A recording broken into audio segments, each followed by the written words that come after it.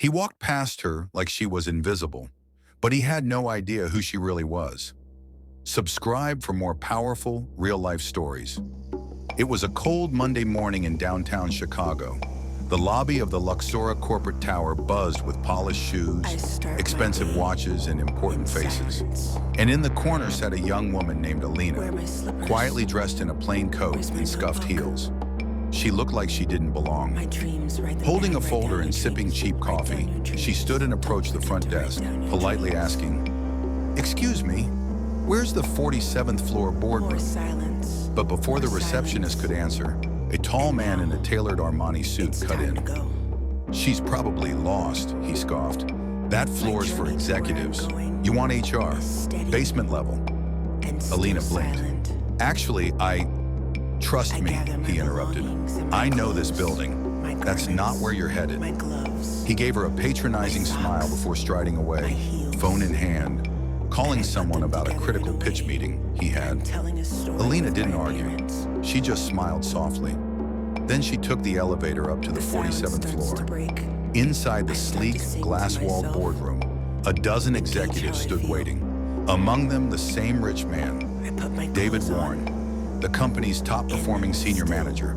He looked calm, confident. He was ready to impress the new CEO. But when the boardroom door opened, everyone stood up, except David. Because walking in, with the same plain coat and folder in hand, was Alina.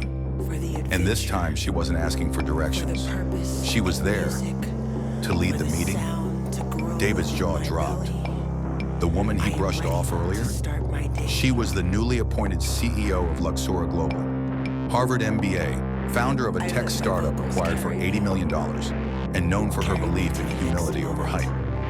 She looked around the room, calm and composed. "Let's begin." Her eyes met David's, and in that moment, he knew he had messed up. He thought she was nobody, but she was about to show him exactly who she was. David sat frozen in his chair, his eyes locked on Alina, the woman he dismissed just an hour ago. Everyone around the table greeted her with warmth and respect. But David couldn't even look her in the eye. She didn't smile. She didn't gloat. She simply opened her folder and began the meeting, her voice clear, confident, and full of grace.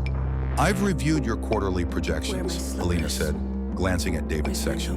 "And some things stood out in a concerning way." There it was, the shift in tone. David swallowed hard. His team had been cutting corners, relying on old strategies and assuming no one above would notice. But she noticed every detail. And yet, she didn't humiliate him. She gave him something rarer, a second chance. After the meeting, as the room emptied, David stayed behind. "Miss Alina," he said quietly, "I owe you an apology." She looked up, expression unreadable. "You didn't just ignore me," she said. "You judged me, not by who I was, but by what I wore." David nodded, ashamed. "You're right, I did, I'm sorry." Alina paused, then gave a soft smile. "We've all been underestimated before. I just hope from now on, you lead with respect, not assumption." David nodded again, this time with sincerity. That day changed him. He didn't lose his job. Alina believed in growth, not punishment. But she held him accountable, and that alone earned her his lifelong respect. Life lesson? Real power isn't loud. It walks in quietly and lets character speak for itself. Alina didn't need revenge. She didn't seek validation. She led with grace, not ego. And in doing so, she earned something far greater than fear. She earned loyalty.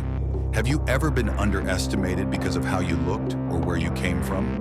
Tell us your story in the comments. You never know who you're inspiring. Like, share, and subscribe to Minutes of Moral, where every story speaks louder than words. Turn on the bell so you don't miss the next one.